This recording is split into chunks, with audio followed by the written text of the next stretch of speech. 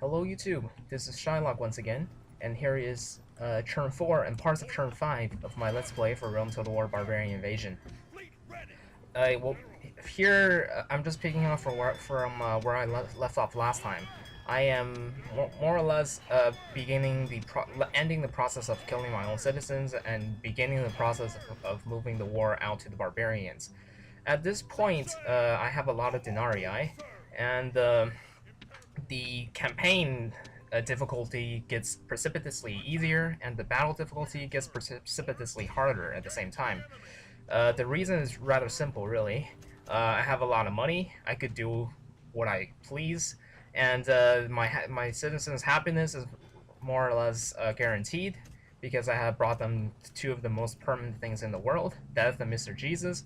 One made them very happy. The other one, well, had the result of them handing all their wealth to me. So, like I showed last time, I have a total of 6 digits of denarii. That's pretty respectable by any means, I would say. Normally, if you want to build that up through build up 6 digits through taxation and whatnot, it will take a rather long time. Here I've done that all in one turn, starting with the treasury in the deficit. Starting with the treasury in the deficit. So you can see how much money this controlled rebellion plan makes in just one turn. And I'm not quite done yet. There's still a couple of settlements out there that needs to be killed. Needs a bit of killing. So, I will. Most of those I'll do it off screen unless one of them shows up to be very interesting. Here I moved up my generals first to lay siege. That is because my infantry would not have the movement points to reach Mrschylock this turn. But if they join with a stack that is already laying siege to that city, they will still help. So a dirty little trick there to save me a turn. I think it's worth it. So everywhere else, I am building up a lot of economic buildings, because even though I have a lot of denarii, without those economic buildings, in the long run, I will not be able to sustain my empire.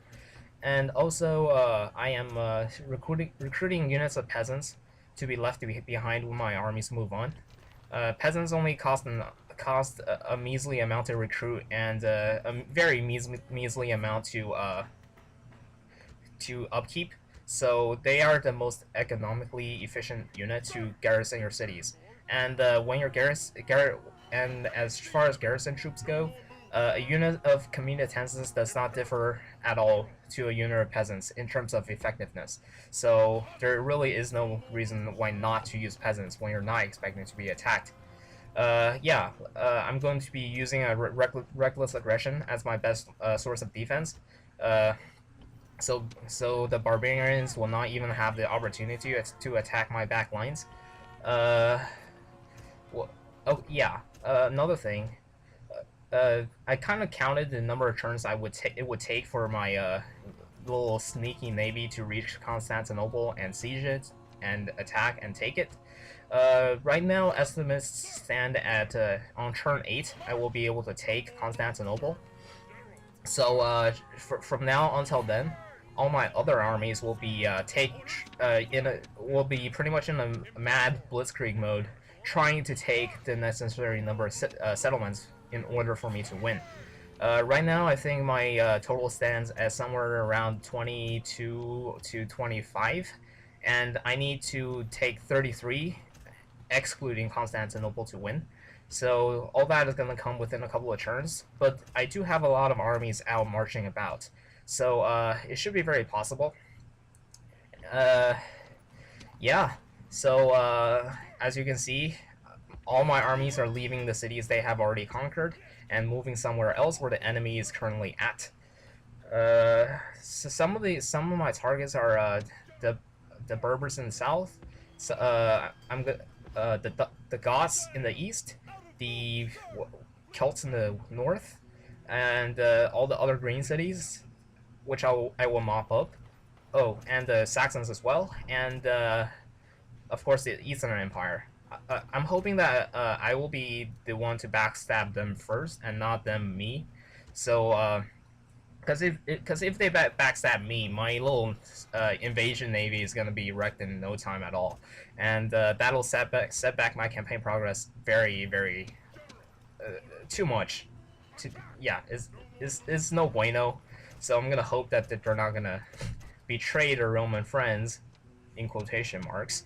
Okay, so a little bit about the buildings I'm building. Uh, I I I prioritize them based on how much money they will make for me, uh, and of course the cost to build those buildings. Uh, Tier 1 buildings are usually better than Tier 2, and Tier 2 is better than Tier 3, and so forth. So if and also ports are better, in my experiences at least, are better than traders. Traders are better than farms, and farms are better than mines. But I'm not gonna go above tier 1 farms because that raises your population just a little way too fast, and population is one of the reasons why this campaign started off in a mess in the first place. So I'm not gonna recreate my problems for me just because it'll make a bit more money for me right now. So with these barbarian settlements, I'm probably gonna yeah, I will do what I did in the beginning, which is to capture them, uh, exterminate the populace, thereby making me a bit of money, and moving on, whilst destroying the military buildings, so that when I do return to them, they will be easy takings. Uh, yeah, this is the battle for Samarbrod. Oh yeah, so here my army is wanting to lay siege to Campus Fricii, but because the Saxons have already laid siege to that city, I could not. But I am and very impatient now, so I'm just gonna attack the Saxon army to get them out of the way. Crazy dictators, right? Adolf Hitler has balls. Okay, so now this is pretty simple, really. I'm just gonna move up in this kind of formation. I shouldn't be taking too much archer fire. Here comes the AI general. What I'm gonna do is I see them targeting my unit of Federati infantry.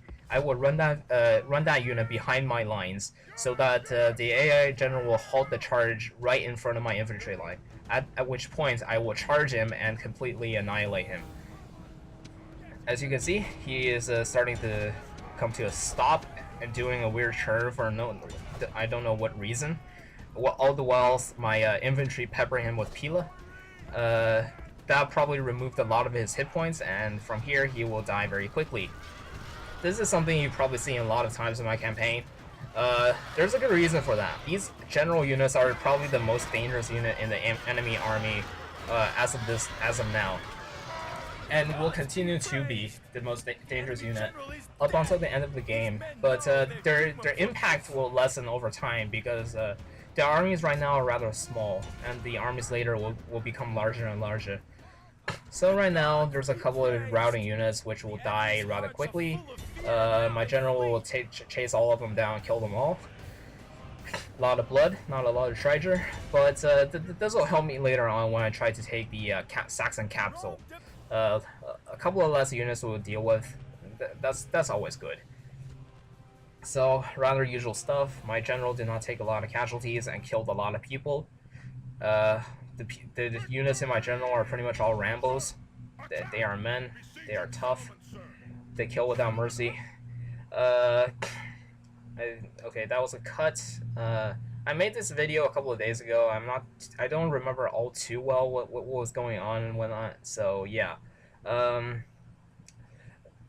might seem confused at times. Forgive me for that. My schedule has been a little hectic these couple of days. So I think I'm going to end the turn here. My treasury, well, I'm still not making enough money to cover the costs of my troops, so I probably lost a bit of denarii over their off turn.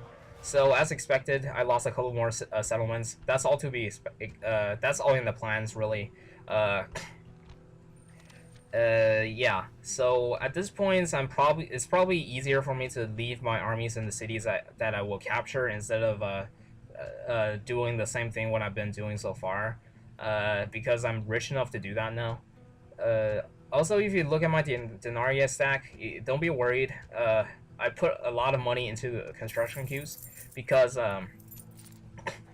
I think this is a game mechanic, but I'm not too sure about it. Is that if you have 50,000 denarii or higher, your corruption goes just basically skyrockets from that point. So I basically put a lot of money into construction queues to avoid that. I keep the number as low as possible, so I lose the least number of denarii due to things that I don't really like. Okay, so a couple of my cities are still unhappy.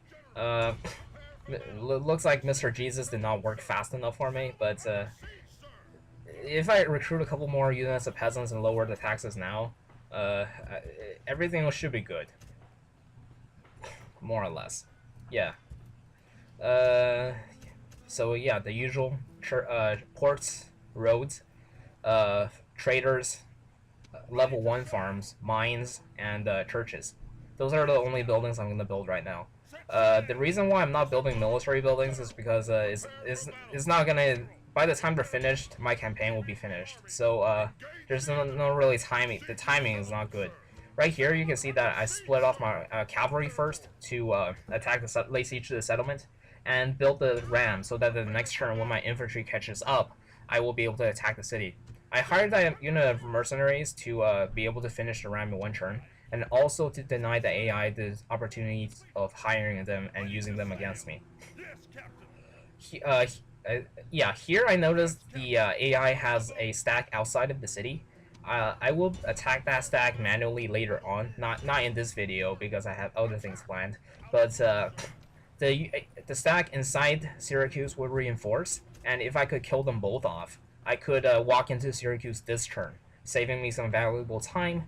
And this campaign at this point is not really a race against the enemy, but is more of a race against time, because I've set a rather arbitrary limit as which I'm trying to keep to.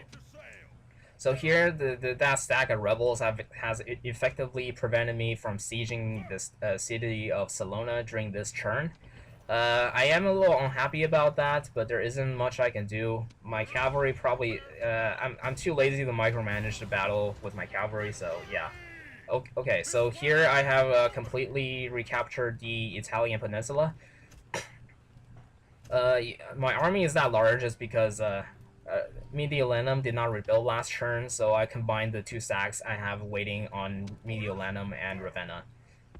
And they took very large casualties, even against peasants. So I'm not too happy about that, but it did save me a lot of time in the process of auto-resolving. Okay. So now I'm marching my my armies around to retake my settlements and whatnot. And here I am going to take this giant army that I have and going after the Goths. These guys are no pushovers.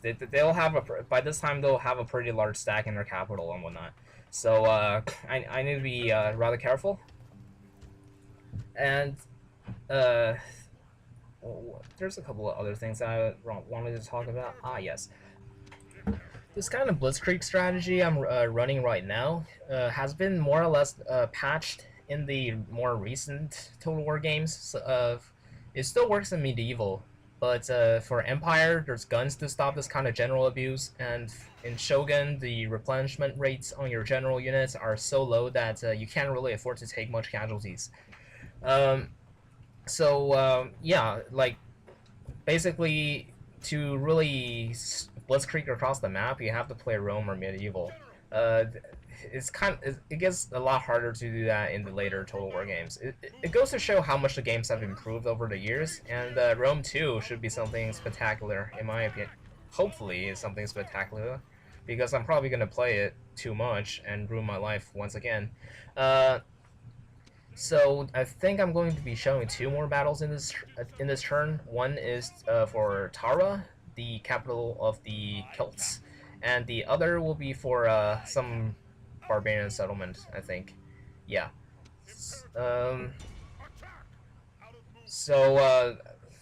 After this Let's Play, which probably should be finished within a week or so, I would be willing to make more. Right, but Basically, if you guys have any suggestions as to what you would like to see, tell me please, because it would help me brainstorm and whatnot.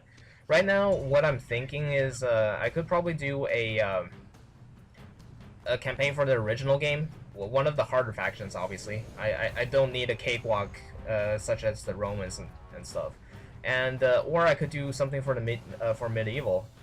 Uh, those, of course, all options. But keep in mind that I only have access to a shitty laptop right now, so the graphics would not be great if you want something, say, medieval, not medieval. I mean Empire or Shogun. So there's a trade-off there.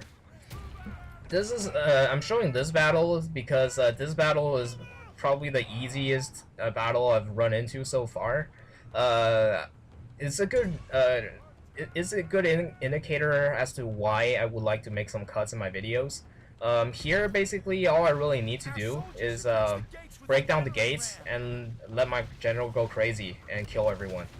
Uh, that basically sums up the battle. So the gate is broken, and now everyone charges in to kill all the barbarians.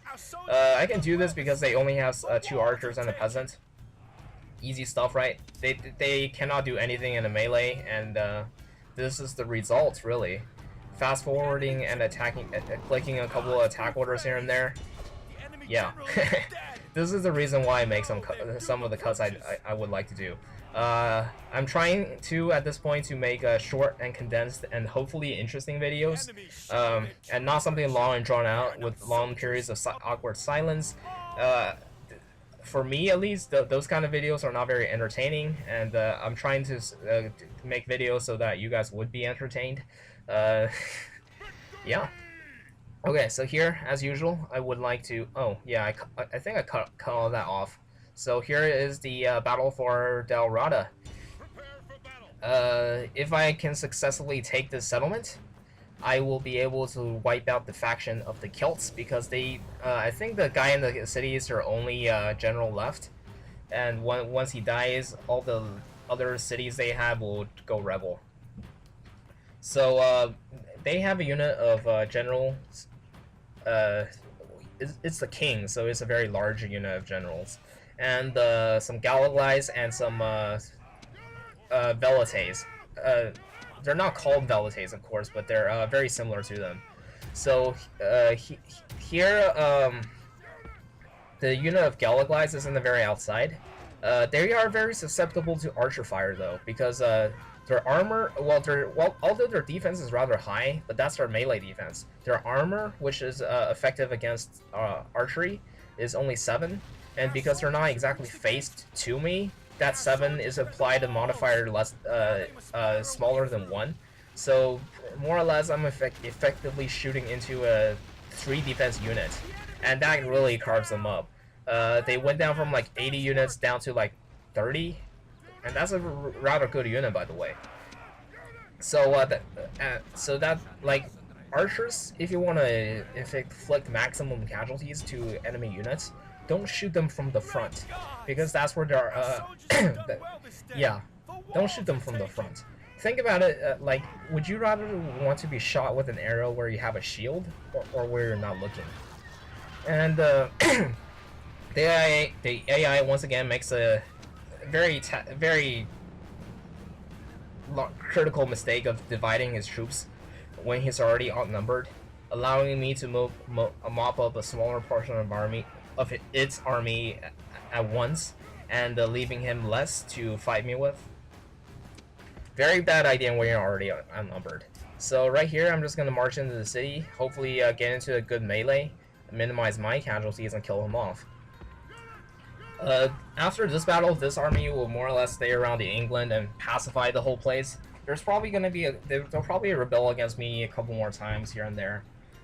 So this army is more or less relegated to a policing duty now. There's not a lot of hard battles left for them.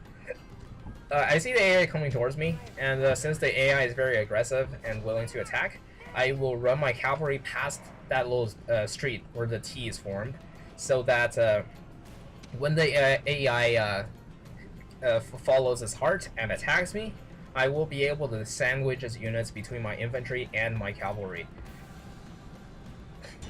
So here comes the AI General. I will do exactly as I said I would. Here comes my cavalry, and here comes my infantry. I will admit, though, that during this battle, I took probably a lot more casualties than I should, and that is because those Veletates, I more or less ignored them the whole time, and they during the whole time was throwing shit at my infantry. So I took a lot of unnecessary casualties there, but it doesn't really matter at this point. Uh, yeah, it doesn't really matter at this point. So there goes the EA General, and this is just easy stuff from here on out. I probably don't really need to kill everyone, but it's just something that I've kind of gotten into the habit of doing, and I'm not gonna stop it. Okay, so at this point, I think this video is winding down, and I will just give out some concluding thoughts. To Thanks to everyone who have liked my videos and commented and whatnot. They were overwhelmingly positive, so that kind of gives me the encouragement to continue these videos. Thanks for that, and as always, if you have suggestions for me, leave a comment, please, and I will do what I can. So right now, this campaign is more or less about taking the necessary number of settlements I need.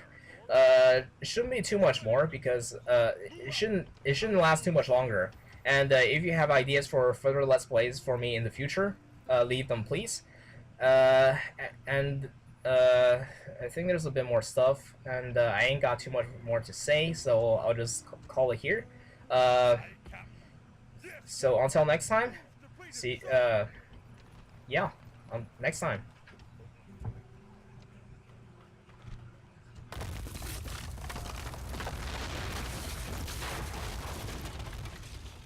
General! Imperator! Onward! Out of move, sir!